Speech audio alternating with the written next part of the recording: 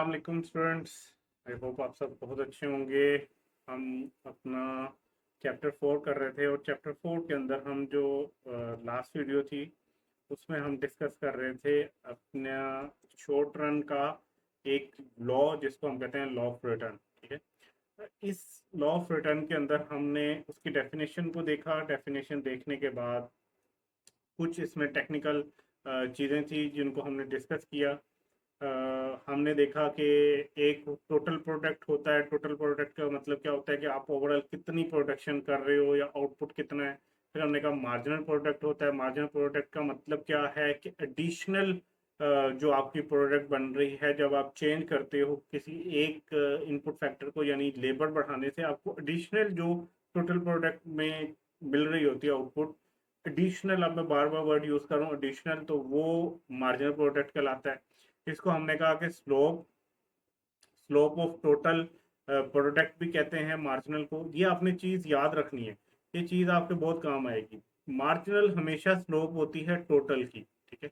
Additional हमेशा slope होती है टोटल की। स्लोप बेसिकली क्या होती है, जो चेंज को शो कर रही होती है। डेरिवेटिव भी इसको कहते हैं, डेरिवेटिव ऑफ टोटल प्रोडक्ट। ठीक है, स्लोप ऑफ टोटल प्रोडक्ट क्या है, डेरिवेटिव ऑफ टोटल प्रोडक्ट क्या है। ये आई कैप अपने एमसीक्यूज में ये वाला क्वेश्चन पूछता है। ठीक है, कि टोटल प्रोडक्ट का डेरिवेटिव क्या है या स्लोप क्या है, तो हमने कहना है कि मार्जिनल प्रोडक्ट इसका स्लोप है। हमने इसका फॉर्मूला भी पढ़ लिया कि मार्जिनल प्रोडक्ट लेबर का कैसे निकलेगा, चेंज इन क्वांटिटी या change in total product divided by change in labour. अगर हमने इसका निकालना हो कैपिटल का तो वो भी ऐसे है। हम यहाँ पे आए थे कि हमने एक टेबल देखा जिसमें हमने वैल्यूज के साथ ये देखा कि 3 स्टेजेस बन रही होती हैं। ठीक है, और ये 3 स्टेजेस ही डेफिनेशन में नजर आ रही थी हमें। पहली स्टेज वो थी जिसके अंदर, अच्छा, हमने अपना फोकस सारा ना इस पे रखना है। ये स्टेजेस आपको गाइड कर रहा होगा कि स्टेजेस के। पहली स्टेज क्या थी, जिसमें मार्जिनल प्रोडक्ट जो था वो बढ़ रहा था। 2 से 4 पे हुआ, 4 से 6 पे हुआ। दूसरी स्टेज कहाँ से थी, जहां से मार्जिनल प्रोडक्ट डिक्रीज होना शुरू हुआ। 4 से 2 पे आया, देखिए 6 से पहले या 4 पे आया, फिर 4 से 2 पे आया, फिर 0 हो गया। और तीसरी स्टेज क्या है, जहां पे ये नेगेटिव हो जाता है। ठीक है, तो होप्स हो कि आपको ये समझ आ गया होगा। फिर अगर हम इनको भी देखना चाहें तो ये भी हमें समझ आ जाती है। टोटल प्रोडक्ट पहली स्टेज में बढ़ रहा होता है और बड़ी तेजी से इंक्रीज होता है। ठीक है, दूसरे में भी वो बढ़ता है, ठीक है, और अपने मैक्सिमम पॉइंट पे पहुंचता है, लेकिन स्लो रेट के साथ बढ़ रहा होता है, और लास्ट में वो डिक्रीज होना शुरू हो जाता है। एवरेज की अगर हम बात करें एवरेज प्रोडक्ट की, तो वो बढ़ता है पहली स्टेज में। ठीक है, दूसरे में भी थोड़ा सा बढ़ता है और मैक्सिमम पॉइंट पे जाने के बाद वो डिक्रीज होना शुरू हो जाता है, और लास्ट में भी वो डिक्रीज ही हो रहा होता है। तो ये 3 स्टेजेस थी। अब इसकी डायग्राम की अगर हम बात करें ना, तो डायग्राम आपने इस पिछले टेबल से खुद बनानी है। मैंने आपको पहले भी लास्ट वीडियो में कहा था कि पिछला टेबल को आपने देखते हुए खुद बनानी है। थोड़ा सा मैं आपको गाइड कर देता हूँ कि आपने बनानी कैसे। जैसे हम डिमांड और सप्लाई की बनाते थे, तो यहाँ पे हम डिमांड और सप्लाई के केस में ना वो रखते थे, प्राइस रखते थे। ठीक है, यहाँ पे प्राइस रखते थे, यहाँ पे क्वांटिटी रखते थे। अब इस सिनेरियो के अंदर आपने यहाँ पे आउटपुट रखनी है या प्रोडक्ट रखनी है। ठीक है, और यहाँ पे आपने क्या रखना है, अपना इनपुट फैक्टर जो वेरिएबल है। से लेबर की बात कर रहे हैं तो लेबर रखना है। अब ये पिछले जो हमारी टेबल वाला है स्लाइड, उसमें आप देखोगे ना, तो प्रोडक्ट तो मैंने ओवरऑल प्रोडक्ट यहाँ पर रख लिया ना ये। अब यहाँ पे प्रोडक्ट 3 तरह के हैं। टोटल प्रोडक्ट भी हमने इसी डायग्राम के अंदर बनाना है, एवरेज प्रोडक्ट भी और मार्जिनल प्रोडक्ट भी। ठीक है, तो हम यहाँ पे उस पूरे टेबल में से इन तीनों कॉलम्स में जो मिनिमम वैल्यू है उससे स्टार्ट करते जाएंगे, और जो मैक्सिमम वैल्यू है वहां तक हमने बनाना है, ताकि ये तीनों ग्राफ्स के अंदर जो है ना, इस तीनों की कर्व जो है वो बनाई जा सके। और फिर इसी तरह लेबर के हिसाब से आपने मैक्सिमम पॉइंट तक जाना। अच्छा, अगर तो ये बन जाता है आपसे टेबल पे तो वेल एंड गुड, अदरवाइज ये आपसे वो आई कैप बनवाएगा नहीं, वो बनवा सकता भी नहीं है। आपके कंप्यूटर बेस्ड क्वेश्चन है, वहां पे एमसीक्यूज ही वो पूछ सकता है। तो परेशान होने की कोई बात नहीं। आपने पहली कोशिश करनी है डाटा के हिसाब से बनाए। अगर डाटा के हिसाब से नहीं बन रही तो भी कोई इशू नहीं है, ये इस तरह बनती है। आपने इस तरह बनानी है। ये आपकी क्या है, मार्जिनल प्रोडक्ट। ये मार्जिनल प्रोडक्ट अगर आपने बना ली तो इसका मतलब ये है कि बाकी चीज़ें आप बना लोगे। ठीक है, देखिए मार्जिनल प्रोडक्ट ही डिसाइड कर रही है कि आपका जो है ना वो किस तरह जाना है, स्टेजेस के अंदर से आपने कैसे गुजरना है। तो मार्जिनल प्रोडक्ट अगर आपने बना ली है तो आप इसके हिसाब से बाकी चीज़ें बना सकते हो। पहले आपने मार्जिनल कर्व बना लेनी है, उसके बाद आपकी टोटल कर्व बनेगी। ठीक है, और टोटल कर्व जहाँ पे ये जीरो होती है ना, वहाँ पे वो अपने मैक्सिमम पॉइंट पे होती है, तो वहां से उसके बाद उसने नीचे होना शुरू हो जाना। और जहाँ पे ये आप कह लो कि मैक्सिमम पॉइंट पे जाती है ना, देखें वहां पे हमारी सेकंड स्टेज स्टार्ट होती है, से ये वाले। ठीक है, तो जो हमारा एवरेज है वो भी पहले बढ़ रहा था, बढ़ते बढ़ते वो एक पॉइंट आया, उसके बाद उसने भी कम होना शुरू हो गया। यानी कि ये वो पॉइंट है जहाँ पे वो अपने मैक्सिमम पे था, जहाँ पे उसे मार्जिन ने कट किया, एपी और टीपी। ठीक है, तो ये स्टेज 1 है, यहाँ से यहाँ तक। ये वाली स्टेज 2 है, और इससे ऑनवर्ड स्टेज 3। अब ये मैंने आपको सिंपल बता दिया कि कैसे बनेगा। अब आसान अल्फाज में अगर मैं आपको बताऊं तो आपने इनके दरमियान में लिंक बना सकते हैं। देखिए, आपने इस तरह ये सिंपल, अगर आपने पिक्चर देख ली है तो ये आपको पिक्चर देख के अगर समझ आ रही है ना कि ये पिक्चर किस चीज़ की है, ये लॉ ऑफ रिटर्न की डायग्राम है, लॉ ऑफ रिटर्न का ग्राफ है। ठीक है, तो यही मोर देन इनफ है। हाँ, इसमें कुछ एमसीक्यूज बन सकते हैं, वो मैं आपको बताता हूँ। स्टेज 1 कहाँ तक जाएगी, जहाँ पे एमपी जो है वो मैक्सिमम होगी, ये पूछा जा सकता है। ठीक है, यहाँ तक टीपी जो है वो इंक्रीज हो रही होती है विद इंक्रीजिंग रेट, मतलब बड़ी तेजी से ये बढ़ रही होती है, ये पूछा जा सकता है। यहाँ पे एपी इंक्रीज हो रही होती है, एपी भी इंक्रीज हो रही है। ठीक है, सेकेंड स्टेज की बात करते हैं। सेकेंड स्टेज के अंदर एमपी जो है वो डिक्रीज होना शुरू हो गई और जीरो हो गई, एमपी जीरो हो गई। ये सेकेंड स्टेज जहाँ पे खत्म हो रही है। टीपी यहाँ पे भी इंक्रीज हो रही है, बट डिक्रीजिंग रेट के साथ, मतलब कम स्पीड के साथ वो इंक्रीज हो रही है। पहले वो बहुत तेजी से, देखें यहाँ पे कब बहुत तेजी से ऊपर आई, अब जरा स्लो स्लो ऊपर जा रही है। एपी जो है वो सेकेंड फेज के अंदर एपी मैक्सिमम पहुंची, और उसके बाद एपी ने डिक्रीज होना शुरू कर दिया, और जो लास्ट स्टेज है उस पे एमपी नेगेटिव हो गई, टीपी डिक्रीज होना शुरू होगी, और एपी जो है वो कम होती जा रही। ठीक है, तो ये बेसिकली ये मैक्सिमम वो पूछ सकता है, इसको आप बेशक एक दफ़ा रिमाइंड करके दोबारा सुनो, मैक्सिमम आपसे ये पूछ लेगा। तो कंक्लूजन क्या है कि इसके नेगेटिव होने से पहले पहले यहाँ पे ही कहीं सेकंड स्टेज में ही जो प्रोड्यूसर है ना वो चीज़ें बनाना रोक देगा, क्योंकि अगर ये नेगेटिव हो गई एमपी, तो हमने टेबल में देखा कि आपको एक्स्ट्रा लोग रख के कम जो है ना प्रोडक्ट मिलना शुरू हो जाएगी। अच्छा, नेक्स्ट आज हम पढ़ने जा रहे हैं इस लॉ की कुछ अजम्पशन है, जैसे लॉ ऑफ डिमांड की थी अजम्पशन, लॉ ऑफ सप्लाई की अजम्पशन थी, इसकी भी कुछ अजम्पशन है।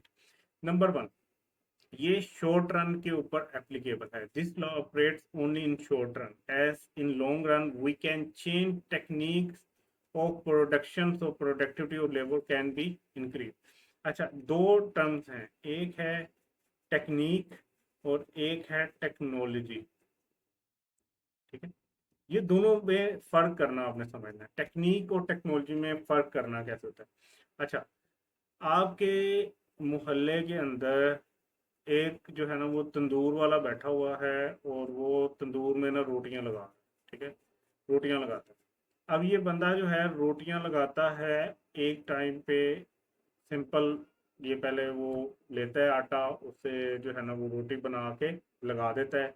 इसको लगते हैं एक रोटी लगा के, लगाते हुए ना इसको लगते हैं 2 मिनट। इसकी टेक्निक क्या है, ये सिंपल, वो बनाता है उसको गोल सा आटे को करता है, उसके बाद थोड़ा सा उसको रोटी की शेप में ला के तंदूर में डाल देता है, ये 2 मिनट लगते हैं उसको पक के बाहर आ जाते हैं। अब एक हाथ से वो पहले दोनों हाथों से करता है, उसके बाद वो उसको लगाना शुरू, ये उसकी टेक्निक है। टेक्निक में इम्प्रूवमेंट की जा सकती है। ठीक है, टेक्निक चेंज की जा सकती है, हो सकता है उसको एक नई टेक्निक समझ आ गई हो कि वो एक टाइम पे दोनों हाथों से उसको उसको गोल करता हो आटे को, उसके बाद दरमियान में उसने कुछ चीज़ रखी हो, उसके साथ यूं यूं करता हो, तो एक टाइम पे 2 रोटियां बनने शुरू हो जाए। पॉसिबल नहीं है, टेक्निक है ना, हो सकता है उसकी टेक्निक बेहतर हो जाए। अब टेक्निक बेहतर होने से उसको 2 मिनट में 2 रोटियां मिल रही हैं, पहले 2 मिनट में एक रोटी मिलती थी, अब उसने टेक्निक चेंज कर दी। ये टेक्निक चेंज करना ये और चीज़ है, इसमें टेक्नोलॉजी का कोई लेना देना नहीं था, उसका अपना तरीका था। जैसे जो क्रिकेट खेलते हैं उनको पता होगा, बैट्समैन की या बॉलर की एक टेक्निक है, वो उसको बेहतर करके ज्यादा अच्छे से परफॉर्म कर सकता है। टेक्निक, उसके पास टेक्नोलॉजी नहीं है कि उसके बैट के अंदर कोई स्प्रिंग लग जाए या उसका बैट ही चेंज हो गया, उसने टेक्नोलॉजी कोई यूज नहीं की। वो क्या कर रहा है, अपनी टेक्निक के ऊपर काम करके उसको बेहतर कर सकता है। ठीक है, सो लॉन्ग रन के अंदर टेक्निक को बेहतर किया जा सकता है। ठीक है, तो हम शॉर्ट रन में कहते हैं टेक्निक बेहतर नहीं हो सकती, वो बस एक हाथ से ही एक रोटी, दोनों हाथों से सॉरी एक रोटी बनाए। अच्छा, ये तो टेक्निक होगी। टेक्नोलॉजी क्या है, इसका ये जो तंदूर है, इस बंदे को अब टेक्नोलॉजी नहीं आने की वजह से हो सकता है इसको खुद रोटी भी ना लगानी पड़े। इसने जो तंदूर है वो इतने एडवांस लेवल का कर लिया कि वहां पे खुद ही आटा जो है वो गूंदा जाता है, खुद ही उसको गोल करके रोटी की शक्ल में ला के वो एक उसके ऊपर से जो है ना वो अ, एक जो है ना स्लाइड सी है, उसके ऊपर से वो पक के बाहर निकल आती है जैसे पिज्जा निकल आता है, और वो 2 मिनटों के अंदर वो हो सकता है 10 रोटियां बनाना शुरू कर। ये अब टेक्नोलॉजी है। ठीक है, टेक्निक और टेक्नोलॉजी में दोनों में फर्क है। तो ये शॉर्ट रन में अप्लाई होगा। ठीक है, हमने पहली अजम्पशन ये है कि ये शॉर्ट रन में ही ये लॉ अप्लाई होता है। सेकंड अजम्पशन क्या है, labour is the only variable input factor. इस मॉडल के अंदर आपने सिर्फ ये अज्यूम करना है कि लेबर ही अकेला वो फैक्टर है जो वेरिएबल, कैपिटल फिक्स रहेगा। ये इसकी कमजोरी है इस लॉ की, ये इस लॉ की अजम्पशन है कि अगर दोनों को वेरिएबल करोगे तो ये लॉ काम ही नहीं करेगा। ठीक है, सो ये सेकंड थी एजम्पशन। तीसरे नंबर पे है state of technology, constant state of technology. ठीक है, अगर वो बंदा तंदूर में रोटी लगा रहा है तो कोई ऐसी नई टेक्नोलॉजी नहीं आ जानी चाहिए कि जिससे उसका काम करने का तरीका ही बदल जाए।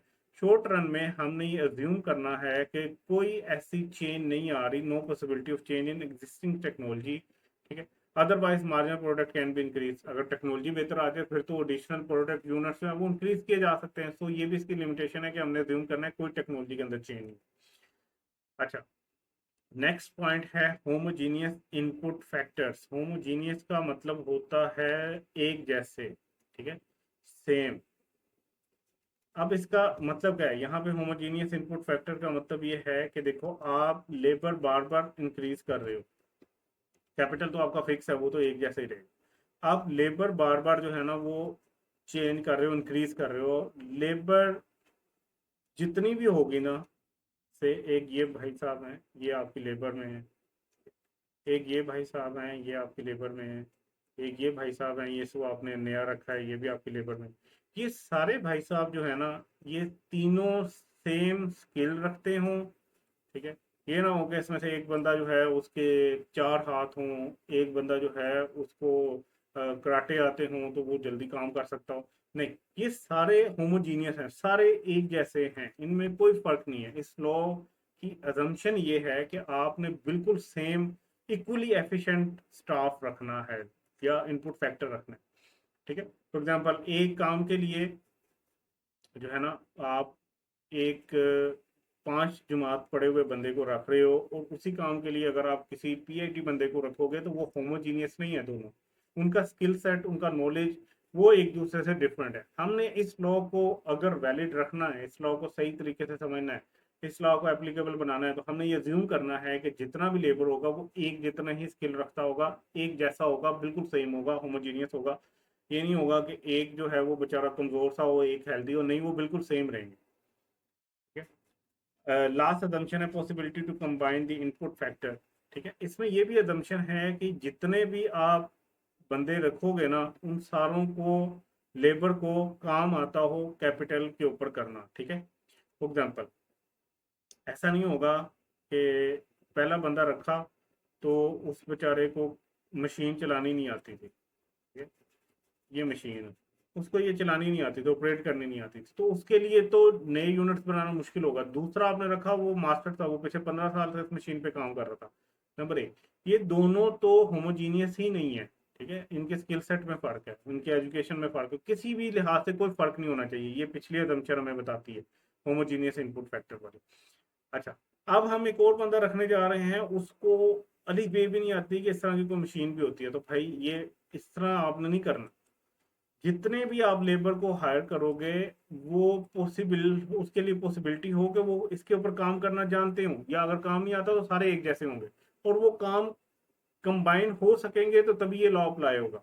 मतलब उस मशीन को चलाना उनको आता होगा तो तभी होगा। सो हमने यहाँ पे जो पॉसिबिलिटी ऑफ कंबाइन है ना, इनपुट फैक्टर, ये कंबाइन किसको करना है? कैपिटल और लेबर को। ये पॉसिबिलिटी हो कि वो एक साथ काम कर सके। ठीक है, यहाँ पे कोई वो लिमिटेशन ना होगा किसी को मशीन नहीं चलानी आती, या मशीन चलाने के लिए उस बेचारे की हाइट छोटी है तो मशीन नहीं चल रही। नहीं भाई, सारे एक जैसे होंगे और सारों को कंबाइन किया जा सकता है, तब ये लॉ काम करेगा। सो ये 5 इसकी अजम्पशन थी। आई होप आपको समझ आ गई होंगी। ठीक है, आर रिसोर्सेज आर, वो एक दूसरे के साथ बराबर होंगे और वो मिलके काम कर सकते होंगे, उनको पता होगा। सो एक्सप्लेन अगर किया जाए तो इसकी 3 स्टेजेस बनती हैं इस लॉ की। जो पहली स्टेज है जिसके अंदर मार्जिनल प्रोडक्ट इंक्रीज होता है, उसको नाम दिया गया है लॉ ऑफ इंक्रीजिंग रिटर्न्स। ठीक है, इस स्टेज के अंदर टीपी इंक्रीज होता है इंक्रीजिंग रेट के साथ, एमपी इंक्रीज होता है और अपने मैक्सिमम पॉइंट पे पहुंचता है, और एपी इंक्रीज हो रहा होता है। स्टेज 2 जहां पे जो है ना एमपी डिक्रीज होना शुरू हो जाता है, उसको कहते हैं लॉ ऑफ डिमिनिशिंग। डिमिनिशिंग का मतलब ये है डिक्रीजिंग। ठीक है, लॉ ऑफ डिमिनिशिंग रिटर्न, यहाँ पे टीपी इंक्रीज हो रहा है लेकिन स्लो रेट के साथ और अपने मैक्सिमम पॉइंट पे पहुंचेगा। एमपी इक्वल हो जाता है एपी पे और डिक्रीज होना शुरू हो जाता है and become equal to 0। AP continue to increase reach its maximum point and decrease. ठीक है, और लास्ट है लॉ ऑफ नेगेटिव रिटर्न। देखें ये लॉ सारे एमपी के हिसाब से बने। इसमें टीपी डिक्लाइन होना शुरू हो जाता है, एमपी नेगेटिव हो जाता है, और एपी जो है ना वो जीरो होना शुरू हो जाता है, लेकिन वो सॉरी डिक्रीज होना शुरू हो जाता है लेकिन जीरो नहीं होता। लॉ कौन सा था? Law of returns. उसकी फर्दर 3 स्टेजेस हैं। ठीक है, ये 3 स्टेजेस हैं। इन 3 स्टेजेस को भी नाम दिया गया और लॉ के साथ नाम दिया गया। मतलब इन 3 स्टेजेस के नाम भी क्या है? Law of increasing return, law of decreasing return, या लॉ ऑफ डिमिनिशिंग रिटर्न, और लॉ ऑफ नेगेटिव रिटर्न। अब इन ये जो पॉइंट्स है ना, 3 3 6 3 9, ये बहुत बहुत बहुत इंपॉर्टेंट, आई कैप के फेवरेट हैं ये पॉइंट। इस एक स्लाइड से वो आपके 9 एमसीक्यूज बना सकता है, शायद 9 से भी ज्यादा, 12 के करीब एमसीक्यूज बना सकता है। तो इसके ऊपर बहुत काम करना है। ठीक है, तो बेसिकली 3 स्टेजेस हैं, और इनको अगर हम देखें, कंपैरिजन करें, तो इनके एनालिसिस कुछ इस तरह होते हैं। पहली स्टेज में टीपी इंक्रीज हो रहा है, एमपी इंक्रीज हो रहा है और मैक्सिमम पॉइंट पे पहुंच रहा है, एपी इंक्रीज हो रहा है। सेकेंड स्टेज पे टीपी इंक्रीज हो रहा है। ठीक है, जो आपका है एमपी वो डिक्रीज हो रहा है और जीरो हो जाता है, ये इंक्रीज होता है मैक्सिमम पे जाता है। ठीक है, और ये देन जीरो नहीं होता, गलती रह गई यहाँ पे, चलो। तीसरी स्टेज के ऊपर जो है डिक्रीज होता है और ये नेगेटिव पे जा रहा होता है एमपी, ये डिक्रीज होता है बट पॉजिटिव रहता है नेगेटिव। सो ये वही एनालिसिस है जो हमने लास्ट स्टेज के ऊपर करा। अब इनका आपस में रिलेशनशिप भी देख सकते हैं, यहाँ से भी क्वेश्चंस पूछे जा सकते हैं आई कैप की तरफ से। ठीक है, रिलेशनशिप कैसे देखते हैं हम इनका? रिलेशनशिप हम एमपी के साथ देख सकते हैं, दोनों का, टीपी का भी और एपी का भी। देखिए ये पूरा लॉग घूम किसके ऊपर रहा है? एमपी के ऊपर। तो यहाँ से भी आई कैप 6 एमसीक्यूज बना सकता है। सो बहुत इंपॉर्टेंट है ये भी। जब एमपी पॉजिटिव होता है तो टीपी क्या कर रहा होता है भाई? टीपी भी उस टाइम इंक्रीज हो रहा होता है। जब एमपी जीरो होता है तो टीपी अपने मैक्सिमम पॉइंट पे होता है। जब एमपी नेगेटिव हो जाता है तो टीपी डिक्रीज होना शुरू हो जाता है। Very important. ठीक है, इनका आपस में रिलेशन भी बहुत जरूरी है जान। जब एमपी ग्रेटर होता है एपी से, सो एपी इंक्रीज हो रहा होता है। एमपी इक्वल होता है एपी के तो एपी अपने मैक्सिमम पॉइंट पे होता है। एमपी जब कम होता है एपी से तो एपी डिक्रीज हो रहा होता है। वेरी इंपॉर्टेंट, ये भी एमसीक्यूज के लिए बहुत फेवरेट आई कैप एरिया। सो आज वाला जो लेक्चर था वो बहुत लेंथी नहीं था बट बहुत इंपॉर्टेंट था। तो आई थिंक आपको समझ आया होगा। बार बार सुनिएगा, अगर यहाँ पे समझ नहीं आ रहा हो, खुद से लॉजिकली इसको सोचने के लिए आपको टाइम चाहिए, तो उसको सोचें, टाइम लें, उसके बाद इसको समझें। बहुत इंपॉर्टेंट चैप्टर है, बहुत अच्छे से आपने कवर करना है। इंशाल्लाह अगली वीडियो में मिलते हैं। अपना ख्याल रखिएगा। अल्लाह हाफिज़।